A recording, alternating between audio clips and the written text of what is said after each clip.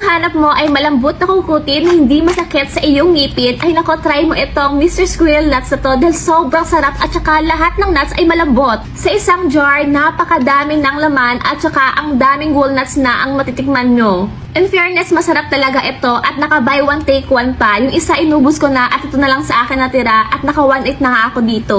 Pagbukas mo nga nito, ayan, meron siyang hawakan dito at naka fully sealed yan ha. Pero sa akin, binuksan ko na kasi nga, kinakain ko na ito ngayon. At meron siyang iba't ibang mga walnuts kagaya nito. Ayan. Ito talaga yung pinaka-paborito ko at malambot talaga. Ang lambot. Hindi pala itong mga kasoy nuts. Ayan o, may mga kasoy din siya. Lambot Tsaka ito, paborito ko to dati nung kabataan ko. Ayan, pumpkin seeds. Ang lambot.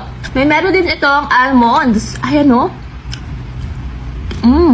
Ang lambot. Naka-buy one take one ito ngayon at sa isang ganitong jar ay 250 grams. Pero pag buy one take one yung binili mo, 500 grams na yung makukuha mo. At ito, nakalagay na nito sa jar para hindi mabilis masira. Kaya try na rin ito lalo na sa mga lolo't lola natin na mahilig kumain ng mga kutkutin pero ayaw nilang sumakit ang ngipin. Try nila itong Mr. Squirrel na to dahil available na ito, buy one take one pa. At makakasave ka talaga pag dito ka bumili. Yun lang, share ko lang, then follow me for more.